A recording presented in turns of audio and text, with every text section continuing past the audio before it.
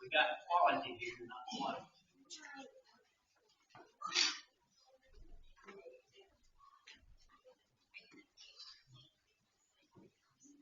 All right, it's time again. Good to see everybody out this evening. Appreciate you being here, fighting through the mist and rain and the fog and wet roads. Come out and be with us. Glad to have you here. We're going to sing number 378. Have a word of prayer before we have our Bible studies.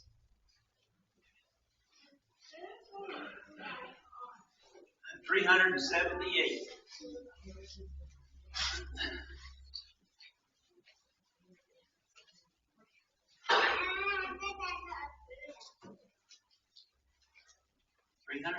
Let's all sing together. Just a few more days to be filled with praise and to tell the old story. Then when twilight falls and my Savior calls, I shall go to Him in glory. I'll exchange my cross for a starry crown, where the gates swing outward never. At His feet I'll lay every burden down, and with Jesus reign forever. Just a few more years with the cold and tears, and the journey will be ended. Then I'll be with Him where the tide of time with eternity is blended.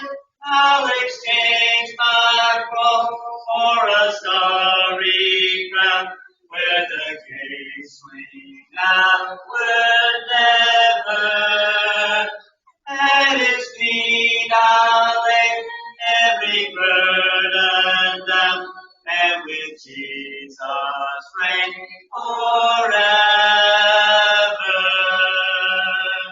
What a joy 'twill be when I wake to see Him for whom my heart is burning. Never more to sigh, never more to die, for that day my heart is yearning. I'll exchange my cross for a starry crown, where the gates swing outward never. At His feet I'll lay every burden down, and with Jesus reign forever. Pray with me, please. Our Heavenly Father, we're so grateful for this day that you've given us, for our health and our safety, and for all the many material blessings that have helped us along life's way. And we know that everything that we have is ours because of your great love and mercy for us. We give you the thanks, the honor, and the glory. And Father, we're especially thankful for our spirits and our souls that will live in eternity. Thank you for the blessing of knowing Thee and what Thy will is, that we might be able to be obedient to it, that spend eternity with Thee. We're thankful, Heavenly Father, we have something more beautiful and grand to look forward to than this life. Pray that You'll help us to anticipate the coming of our Lord and Savior. We might be prepared. We pray that You'll help us to encourage others along life's path. We might all have hope of eternal life. We recognize, Heavenly Father, that weak and sinful and we often fail, fall short of what You have us to be. Help us to be able to examine our lives and be able to be strong and courageous and make the changes that we need to make so that we can be right with Thee. We ask that You'll forgive us of those things that are amiss in our lives at this time. We pray for those that we love and care about that are sick and suffering. We know that there are many. We pray that You might give them a night of comfort. We pray that if it's a spiritual nature, that they might see the error of their way and make adjustments in their lives and become faithful children of Thine before it is eternally too late. Thank You, Heavenly Father, for this night. Pray that You'll keep us safe. In Christ's name.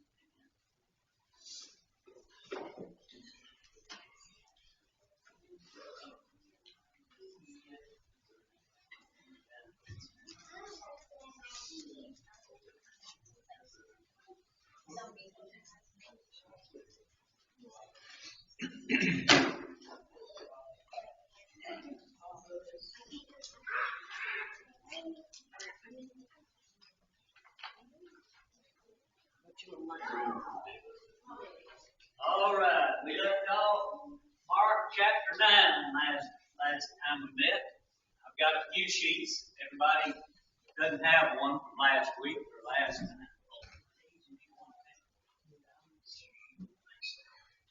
Everybody else got one? Got one? All right.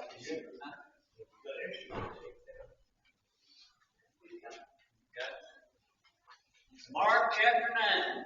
Mark number 9. Engine number 9. Who sang that song? Engine number 9.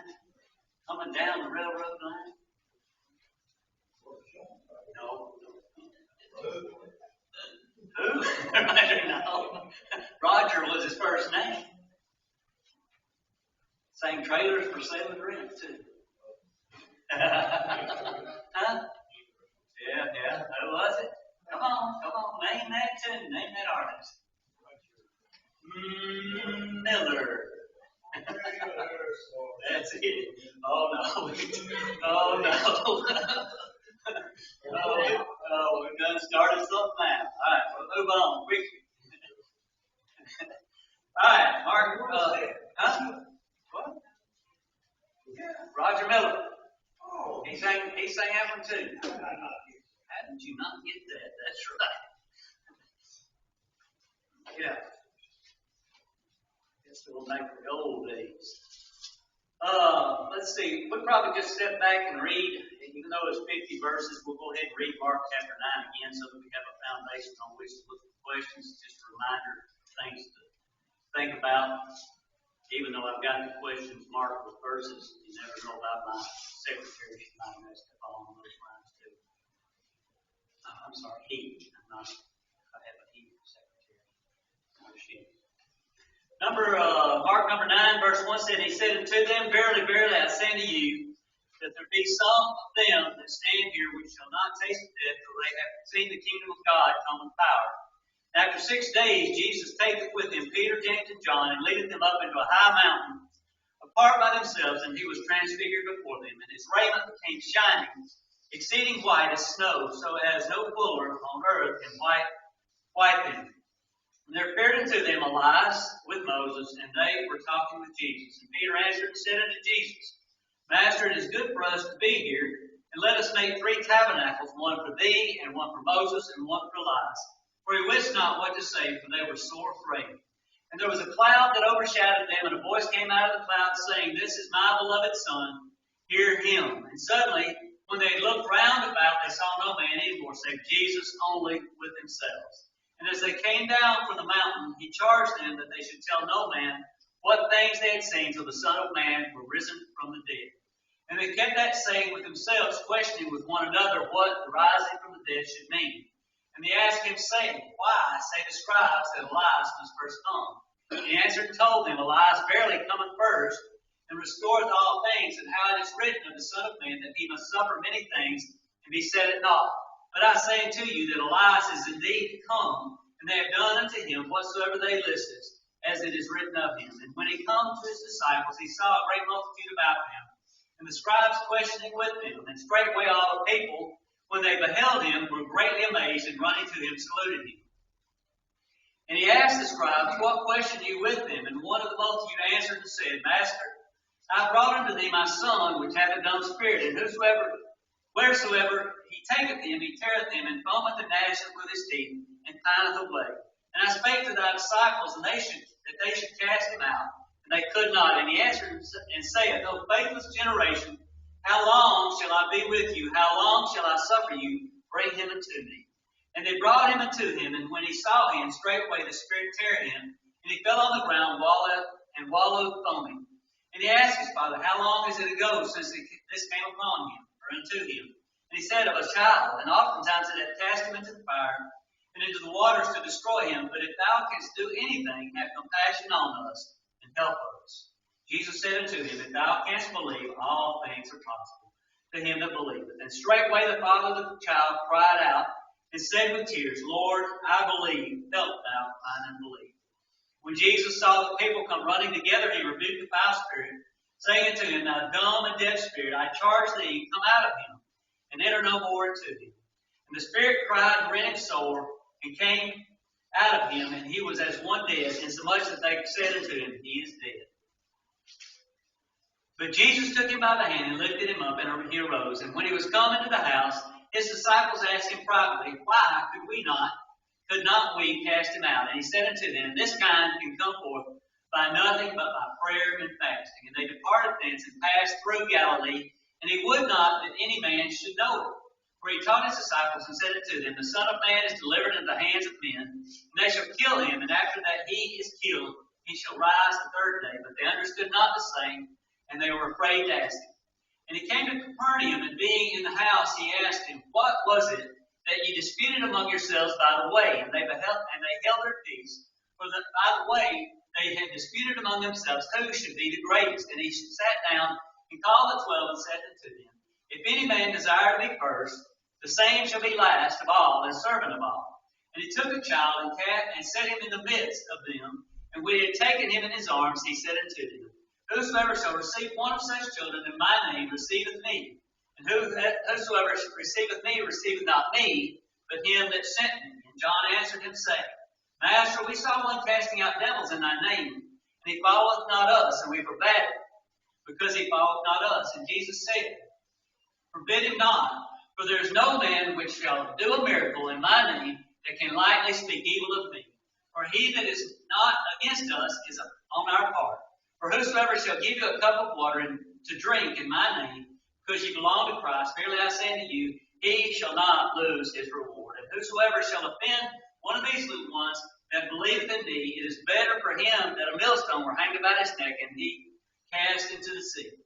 And if thy hand offend thee, cut it off. It is better for thee to enter into life maimed, than having two hands to go into hell, into the fire that never shall be quenched. For the worm dieth not, and the fire is not quenched. And if thy foot offend thee, cut it off. It is better for thee to enter into life, than having 2 feet to be cast into hell, into the fire that never shall be quenched. For the worm dieth not, and the fire is not quenched. And if thine eye offend thee, pluck it out. It is better for thee to enter into the kingdom of God with one eye, than having 2 eyes to be cast into the hell fire, where the worm dieth not, and the fire is not quenched. For every one shall be salted with fire, and every sacrifice shall be salted with salt. Salt is good, but if the salt have lost its saltiness, wherewith will ye season it? Have salt in yourselves, and have peace one with another. Alright, we got down to question number 6. Everybody got a sheet? Question number 6 says, Whose prophecy did Jesus say had been fulfilled?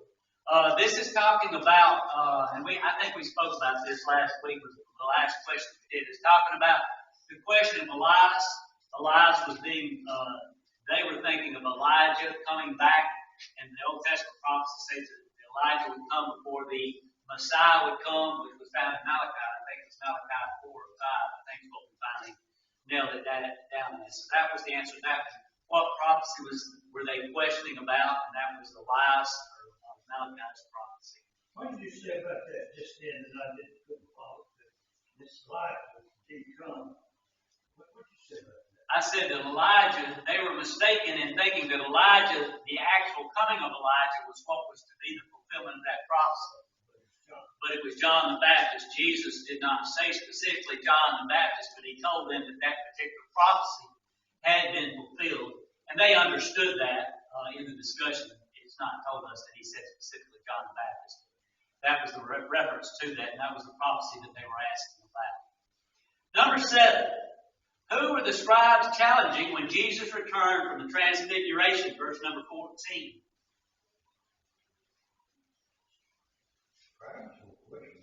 Who were they challenging? Who were they questioning?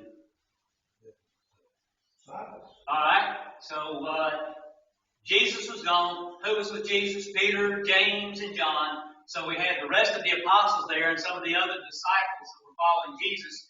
And so we had the scribes, the religious leaders, challenging them on this particular situation. Can we learn anything from that?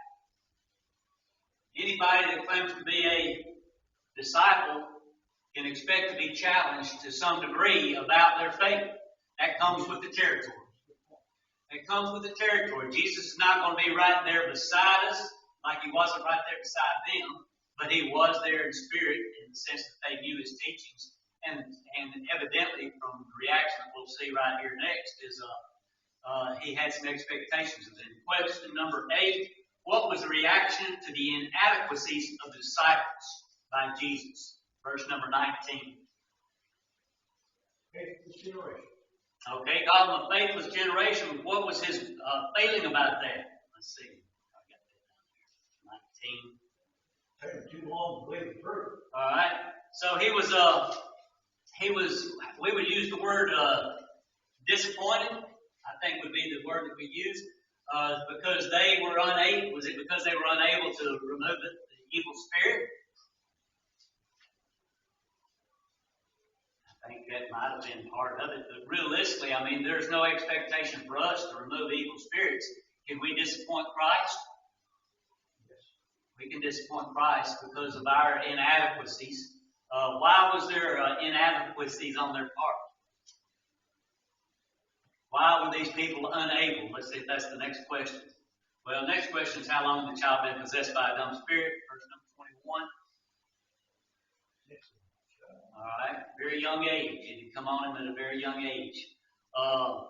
Next question is, what was the condition required in overcoming the evil spirit? Verse number 23. That's what I was trying to get to. What were the conditions that were necessary in order to be able to overcome or cast out this dumb spirit, dumb evil spirit? You have enough faith. All right, faith. All right, there was faith was required.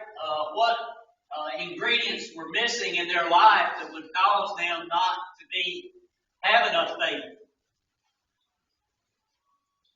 Is that the next question? No. 13. All right, prayer and fasting. What do we say? How do we say faith comes? Faith cometh by hearing. They had a lack of faith.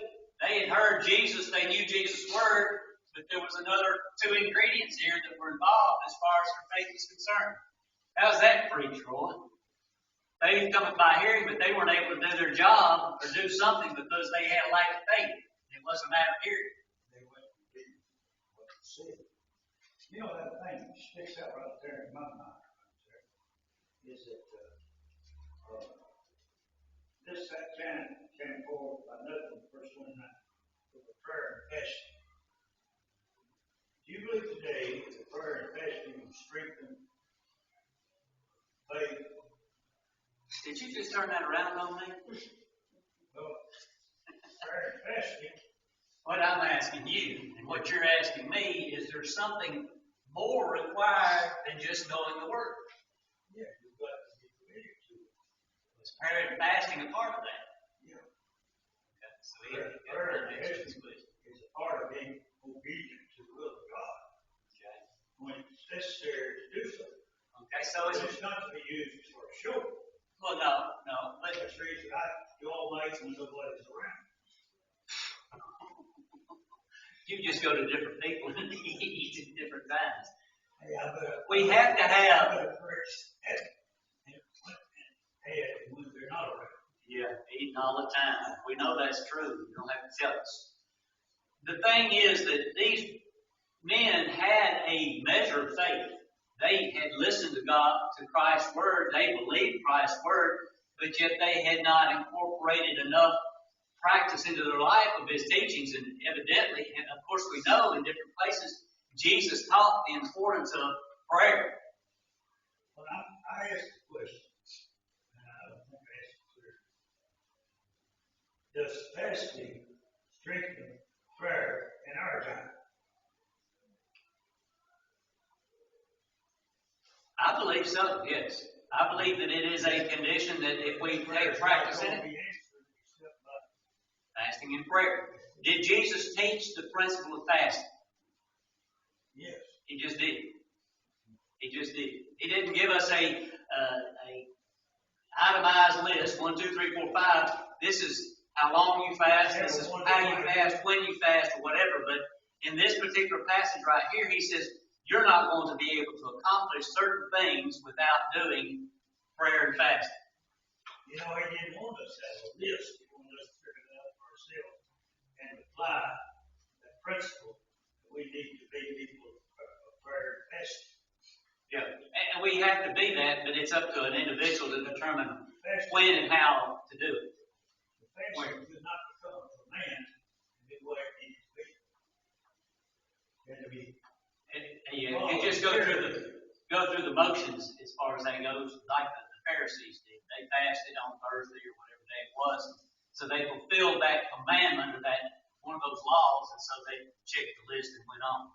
Jesus expected His disciples, and He was disappointed in them because they were not fully engaged with becoming what they needed to be by the Word, by prayer, fasting, and we call it worship is a part of it as well. There's a lot of different factors that involve in our spiritual growth. And so just to say faith comes by hearing and hearing by the Word of God, and that's the end of it. We need to be very careful that we don't stop it. Presented that to us the way the man has got to be willing to apply it to himself. Yeah. Any other questions or comments about that? All right. That's something that is personal, but I'll have to admit that I have not put a lot of emphasis on the fasting aspect in my own life. Thank you.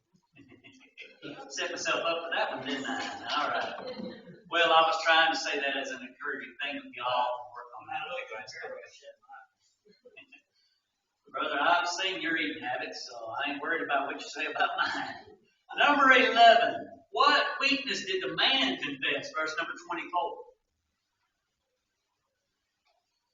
Unbelief. Unbelief. All right. Is that faith? Is he talking about faith? Yes. Believing that Yes. prayer Yeah. answered. Yeah, it's a matter of faith there. We can use we can use that term interchangeably. Unbelief or belief and faith in that respect. Even trust, as far as that goes, would be under the same definition there.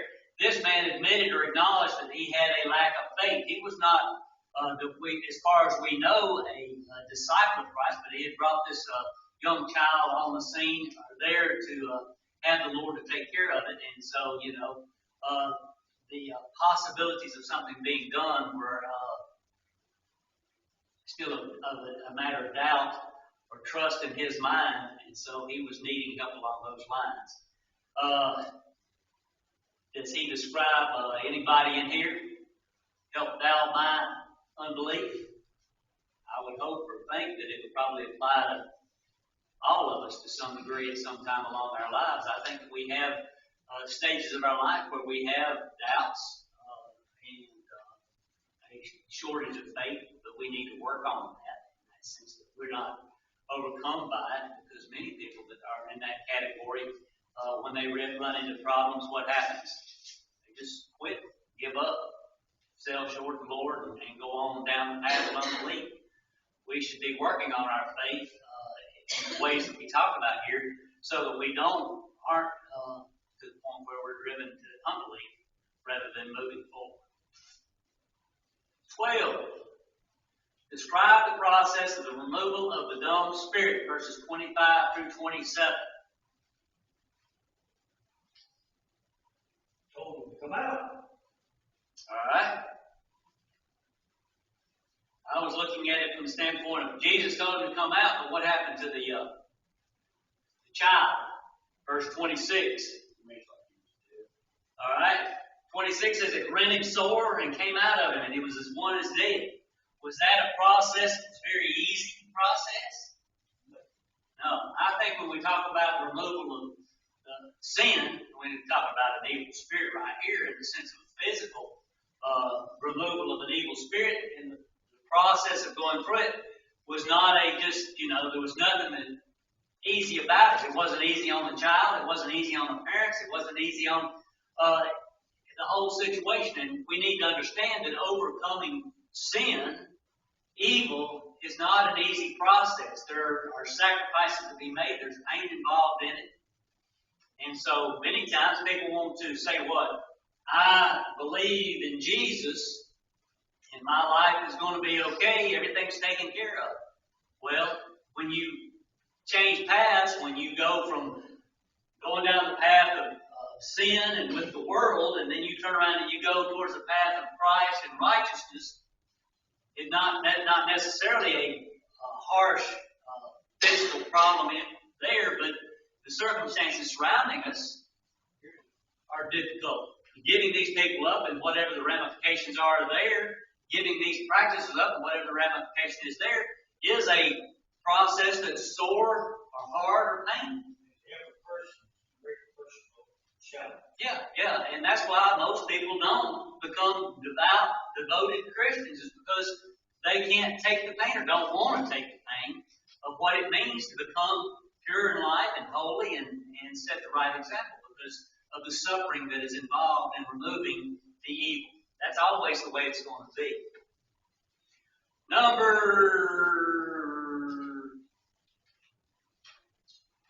Where am I? 13. What your requirements had to be met to overcome the dumb spirit, we covered that one. Fasting and prayer. 14, what withheld the apostle from understanding what Jesus said in verse 32? 32 says, and he spake, let's see, is that the one I want? 32, but they understood not to sing and were afraid to ask him. The statement that he made that they would kill him. The third day he would rise. Why couldn't they understand that? Seems pretty easy to understand to me. Seems pretty easy to understand to y'all. I think that very same thing hinders a lot of people when we come up with spiritual situation, problem. We're afraid to ask because we're afraid of being patient. I had a problem in school. I don't know if this personal details of my life now tonight or whatever, but I was afraid to ask questions when I was going through school. Afraid I'd be asking a dumb question. Afraid that I should already know the answer. Ever been that way? I think everybody faces that. That's human nature. I'm glad to hear that. I feel a whole lot better about myself now. It's been a real good therapy. Well, I don't mean to be a big yours. Some apprehension. All right. So we understand that asking questions sometimes can be a challenging situation for everybody. To some degree, we don't know what to expect or what people think about asking questions and that sort of thing. And so that might have been one reason. Maybe the fact that Jesus had already alluded to this, and so they should have known the situation. Understanding it and grasping it, we've talked about this on several occasions as far as that goes. What was their expectation as far as Christ, the Messiah? He was going to do what? Establish a physical kingdom. So it didn't meet their expectations as far as what was to be set out. They were looking for a reestablishment of the kingdom of David and to be physical. So it didn't meet what they felt like it should be, and so their mind was closed to the idea of the spiritual kingdom. and him having to die. 15, what was the reaction of the apostles to Jesus' questioning of them? 33 and 34.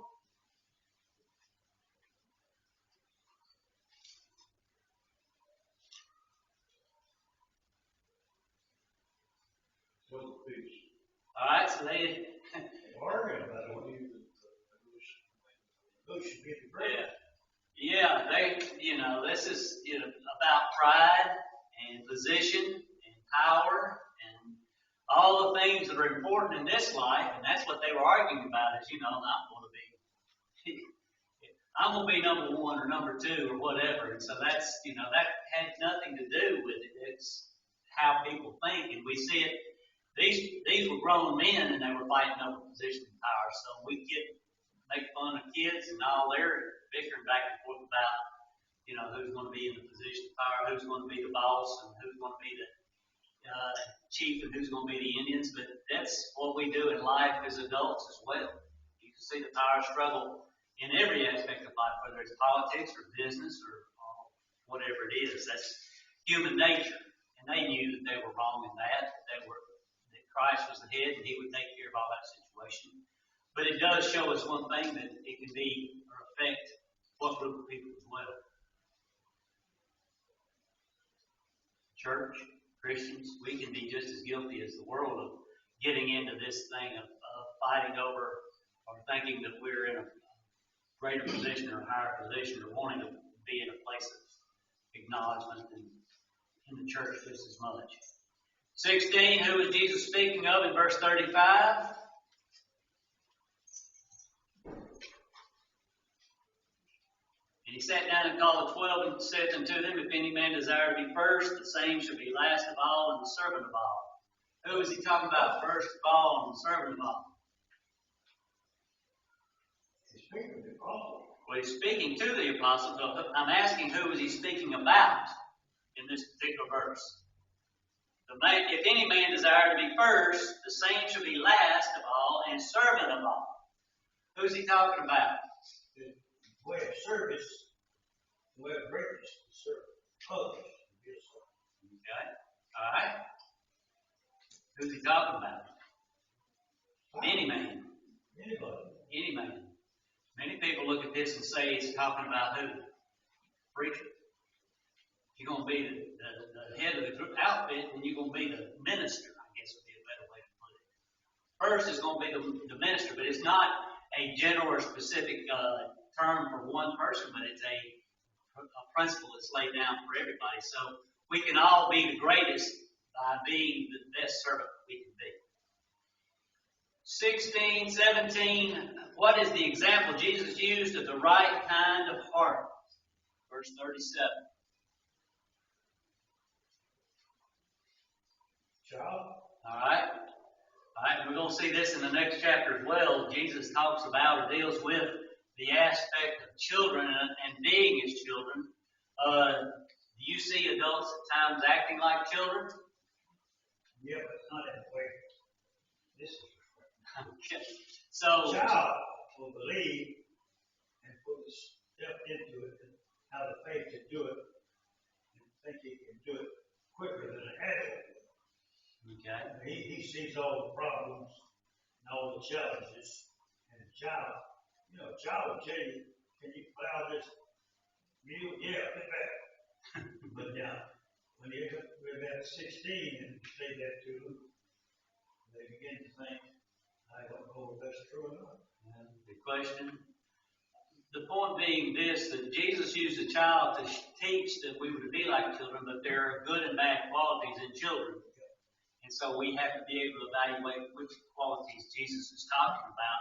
He says we have to become as or be like the little children here and also in the next chapter as well. So there are qualities and characteristics that we can see in children that we should make a part of our lives, and there are things that children or ways that children act like that we should grow out of, I guess would be the best way to put that.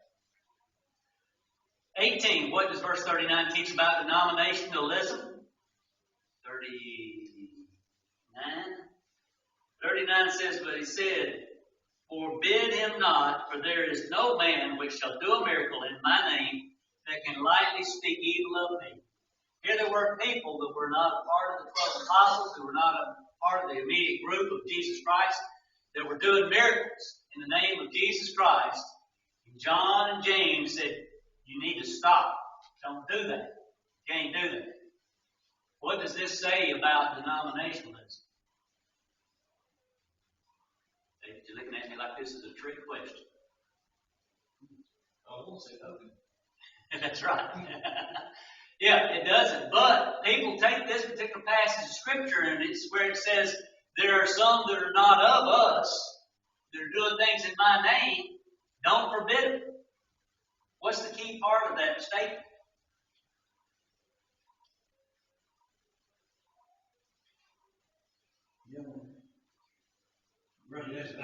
Huh? In His name. That's what I'm looking for right there. He says they can't do it unless it's by my authority. If they're not doing it by my authority, then they wouldn't be able to do it.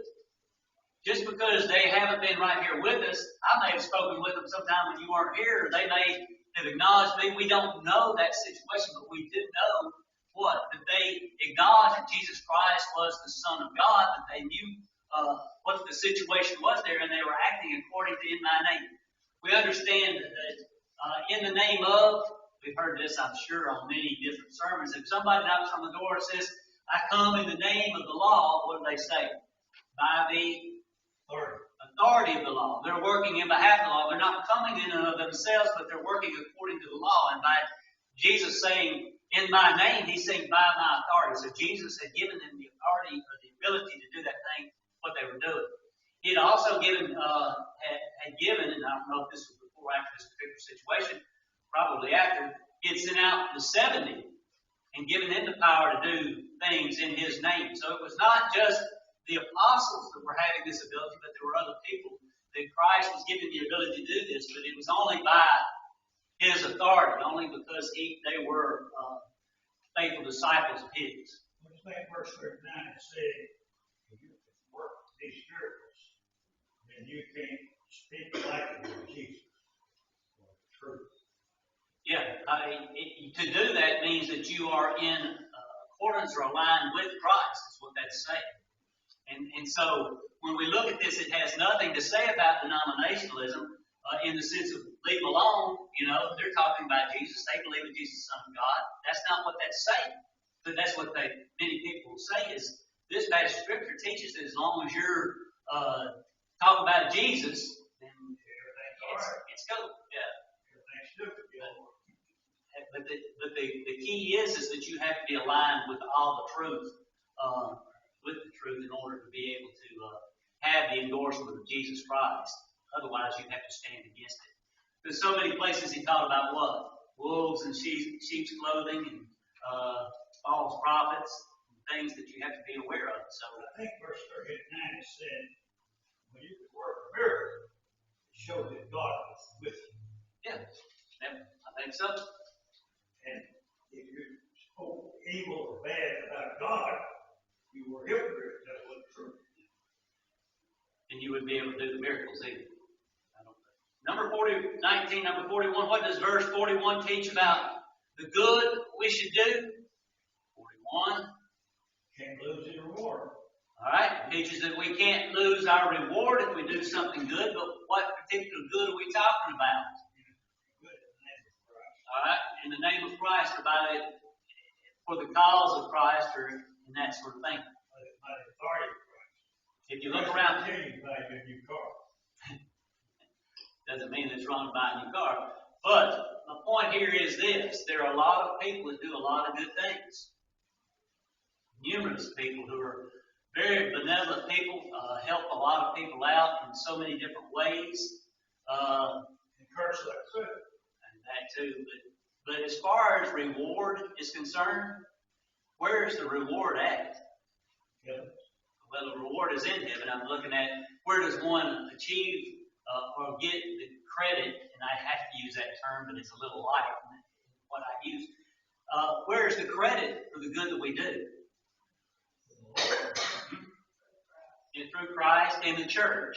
is what we're looking at. And so just to do good, and we kind of hit on this a little bit Sunday in the second services, we have to be more than just good moral people. We have to apply the truth and be doing the things in the name of Christ, because if somebody does something good that is outside the church, who gets the credit or the glory?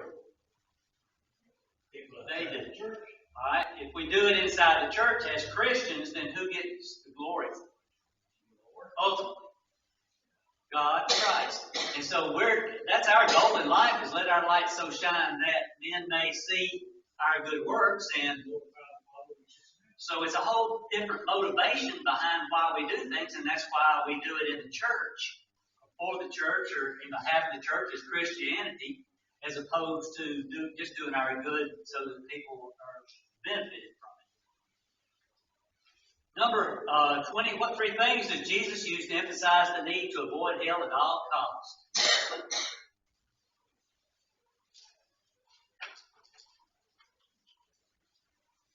Cut it off. Plug it out. Cut it off. What three things does Jesus use to show the need to avoid hell at all costs?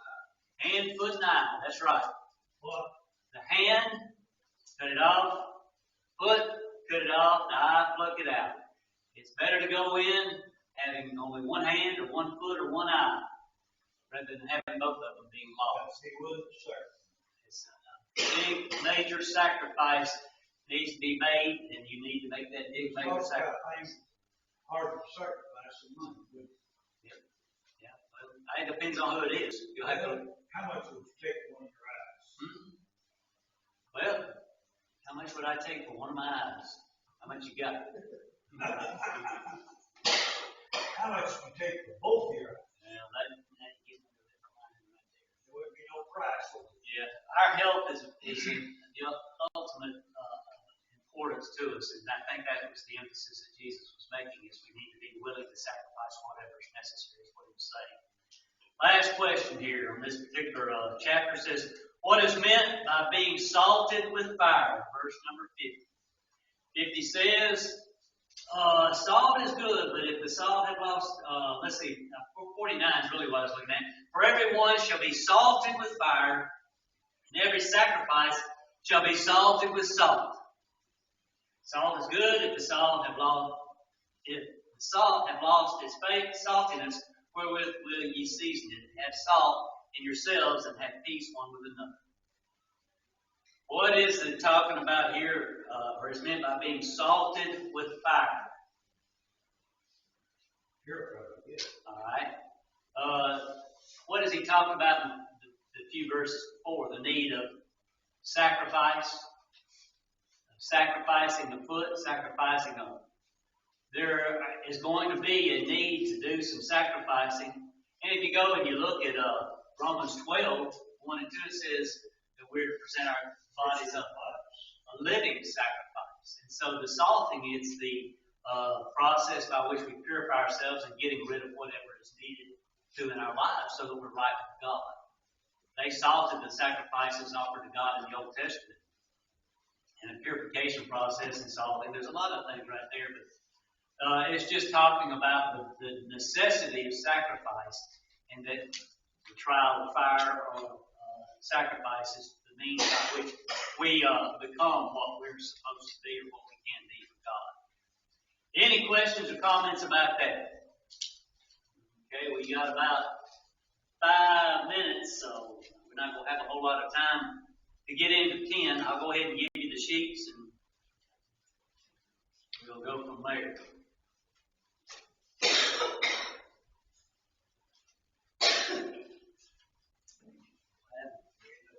Next week.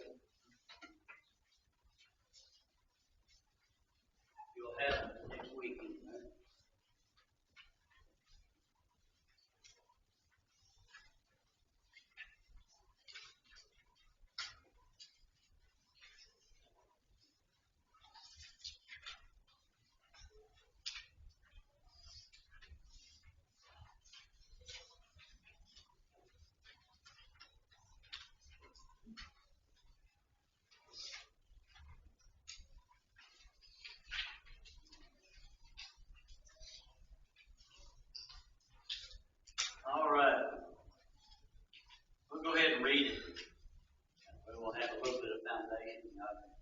you want to look through it for the week. Mark chapter 10, verse 1. It says, And he arose thence and cometh into the coast of Judea by the farther side of Jordan, and the people resort unto him again, and as he was wont, he taught them again. And the Pharisees came to him and asked him, Is it lawful for a man to put away his wife, tempting him? And he answered and said to them, What did Moses command you? And they said, Moses suffered to write a bill of divorcement and to put her away. And Jesus answered and said unto them, For the hardness of your heart he wrote you this precept. But from the beginning of creation God made them male and female. For this cause shall a man leave his father and mother and cleave to his wife, and they twain shall be one flesh. So then they are no more twain but one flesh. What therefore God hath joined together, let not man put asunder. And in the house his disciples asked him again of the same matter, and he said unto them, Whosoever shall put away his wife and marry another committeth adultery against her.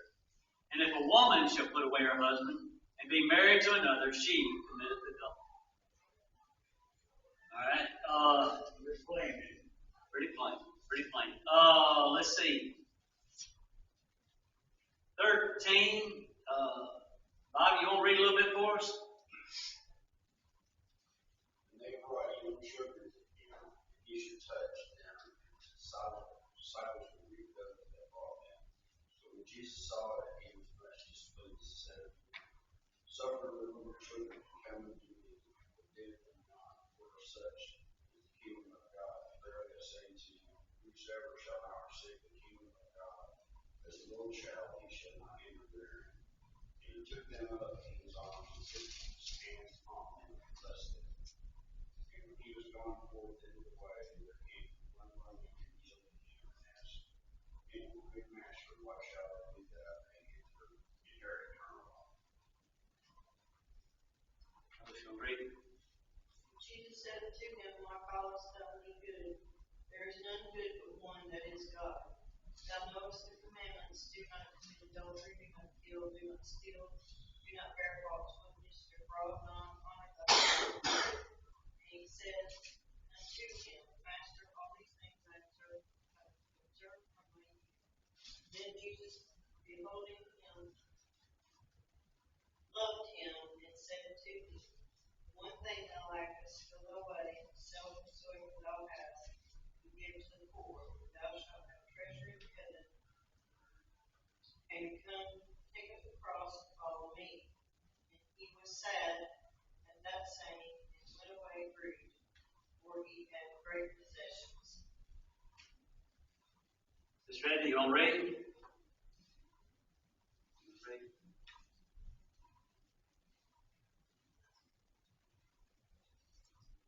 And Jesus looked round about and said unto his disciples, How hardly shall they that have riches enter into the kingdom of God? And the disciples were astonished at his words.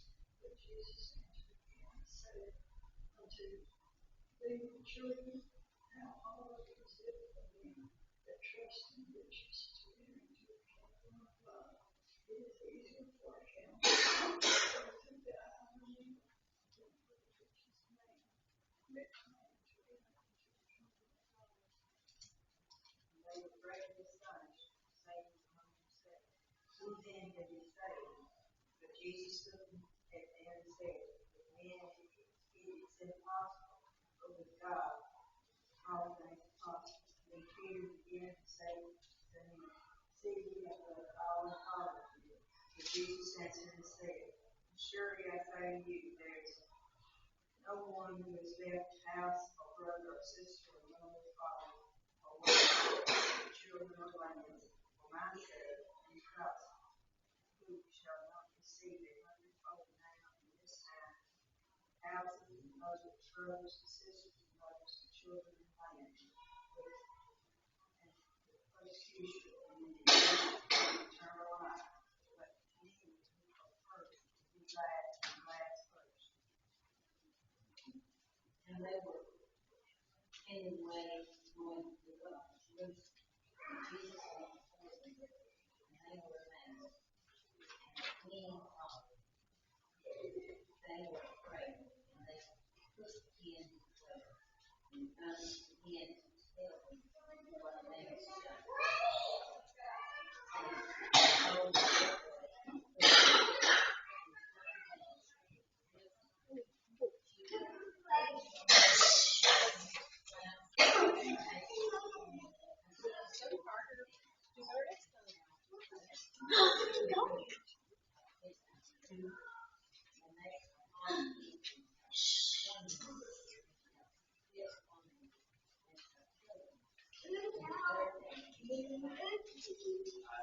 We'll just hold out right there, verse 34.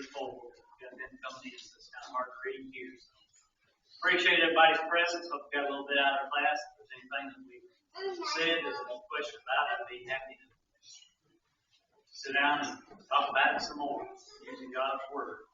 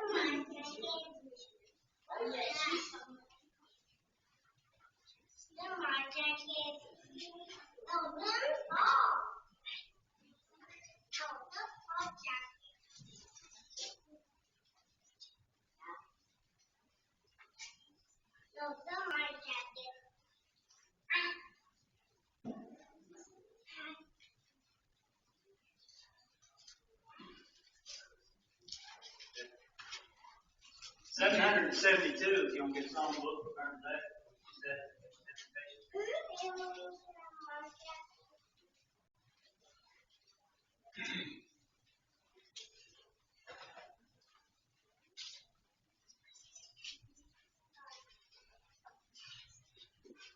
$772.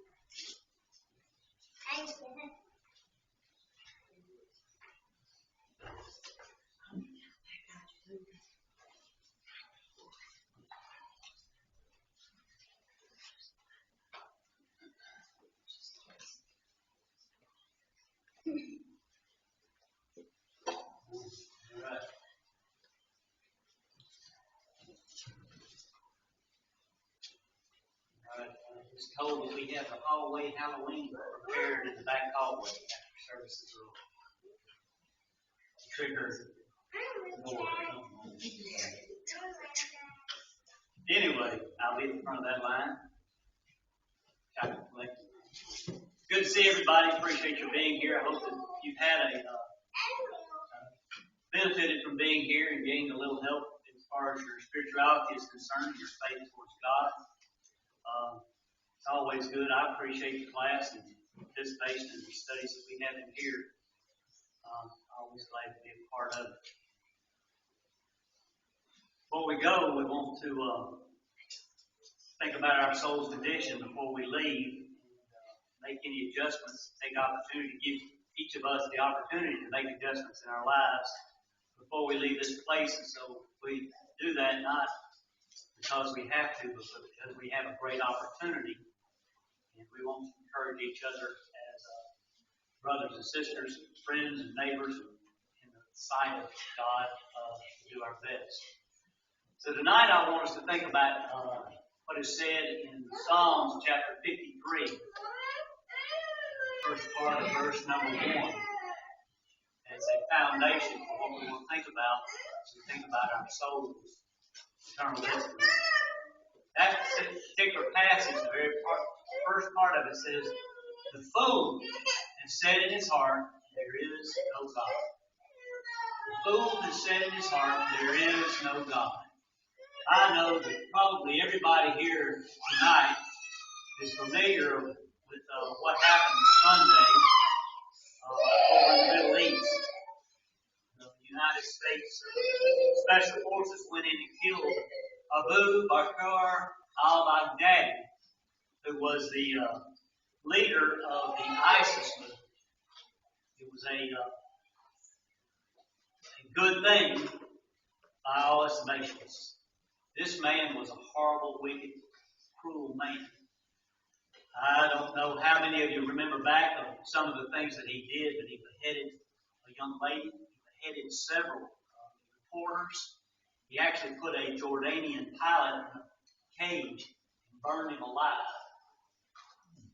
He killed thousands of Yazidis, which is a group of people that withstood him or stood against him. He was a very cruel man. He was known to brutally rape lots of women. I mean, horrible, horrible man. But let me just present this to you for just a minute. Why should he be killed? Why should he come to judgment for the things that he did? I submit to you because there is a God. Because there is a God. He had to come to justice. Think about this. If there was no God, then there would be no right or wrong. What he did would be no different from anything that you and I do. There would be no case for killing. If there was no soul, if there was no eternal heaven and hell, if there was no judgment, then, there would be no difference in killing you and me and killing an ant. There would be nothing there.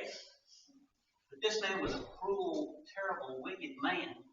And he's going to stand before God in judgment because there is a God, Genesis 1:1. There is a soul, Genesis 2:7. There is a judgment, 2 Corinthians 5:10. There's a heaven and hell, Matthew 25, verse 46.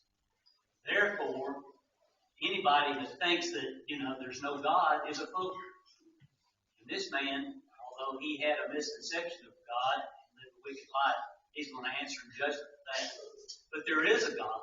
The Bible tells us clearly, and realistically, you can know that there's a God if you just look around at creation and the order of things. But people who die as a fool are people who think that there is no God and the things that go with the creation of God. And so the Bible describes a man as a fool who says there is no God. But I want to submit to you that somebody else that lives is a fool. The Bible doesn't describe it this way, but I truly believe that the Bible teaches this. And that's the person who says that they believe in God and don't live like they believe in God. They don't do what he says according to those things that are needed. When Jesus was on the earth, God said, "This is my beloved Son, hear ye him." If you believe there's a God and you believe that Jesus Christ is his Son, then you must believe that Jesus Christ told us what we had to do. There's no difference between the fool that says there is no God in eternity, in judgment, in heaven or hell, and one who doesn't believe in God, one that doesn't do what God says. They both stand in the same situation. So I want us to not be willing or able to cast a stone at somebody that says that there's no God.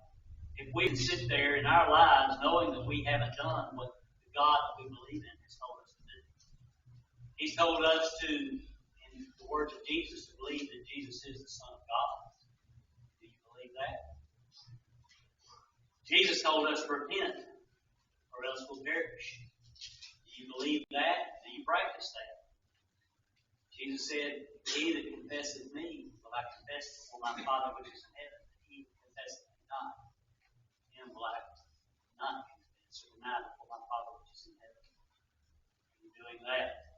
And Jesus said, "He that believeth and is baptized shall be saved." Do you believe that? Have you done it in believing? If not, you're no different than the fool that says there is no God.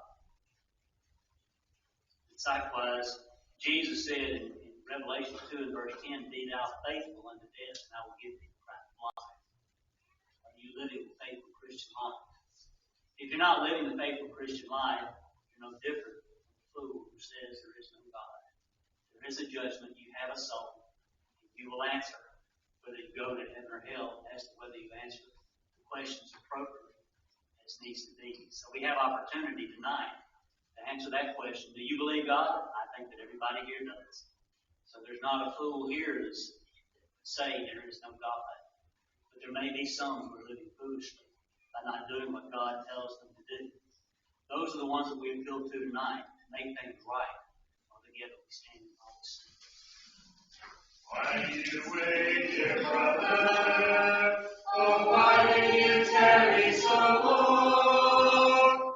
Your Savior is waiting to give you a place in His sanctified throne.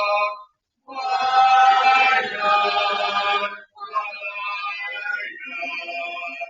Why not come to Him now?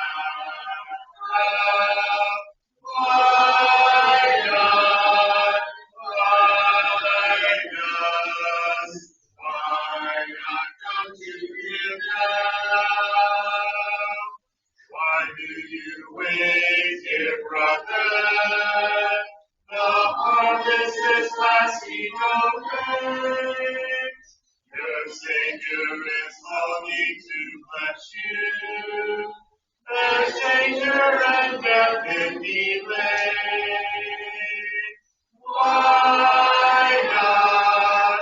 Why not? Why not come to Him now? Why not? Why not? Why not come to Him now? What do you hope, dear brother, to gain by a further delay? There's no one to save you but Jesus. There's no other way but His way. Why not? Why not? Why not come to Him now? Why not? Why not? Why not come to Him now?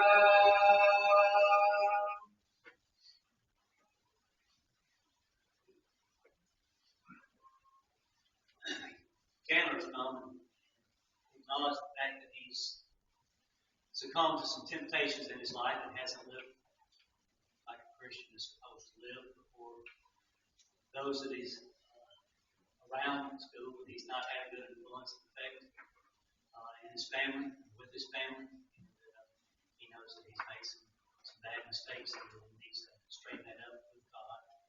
And he wants to have the forgiveness of his sins so that he can move forward. Imagine Chandler's probably one of the youngest Christians here, if not the youngest. What a strong example. He's got a tender heart. Sometimes as we get older, we think that we need to acknowledge what we've done that's wrong. It'll be okay. It'll just get harder and harder and harder. So we never turn around. I'm thankful to God that Chandler has a tender heart. And he's willing to respond to it because God will continue to give him a tender heart because of that. I hope that he'll well, I know he's already been a good example on all of us, showing us what we need to do, how we can straighten things out if we just make the decision. I hope that God will use his example to influence us and we can make things right in our own lives, so that we can be drawn closer to God and to each other and have a greater hope of eternal life. If you will, bow with me this time.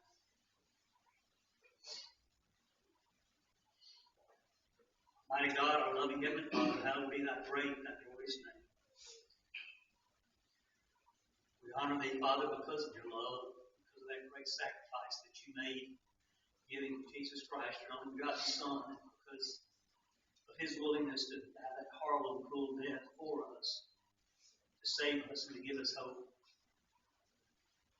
And the Father, we're so thankful for the souls that you've given us in eternal life and good things to look forward to in the future. We know that you've done everything for us and you continue to bless us along life's way. Help us not to close our minds or our hearts or eyes to all the good that you do for us every day, to be thankful. Have it to drive us to be what you would have us to be. We're so thankful to Chandler for his example and his desire to do good and please thee. Pray that you'll bless him in his life, that you'll forgive him of those things that he's done wrong. Give him the strength and the courage and the ability to overcome those things that tempt him in his life. Help us to use this example to encourage us to do what we need to do when we need to do it. Bless our congregation as we strive to grow together and strive to grow closer to thee. It's our prayer in Christ's name.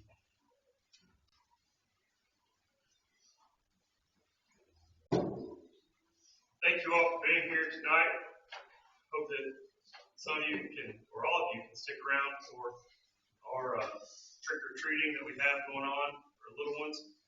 But thank you all for being here. Hope you can be back with us Sunday for our Bible study at 9:30 and 10:30 for worship. Are there anyone, or is there anyone that we need to mention in our announcements that's updated on our sick list or additions? Anything that we need to make mention of this time?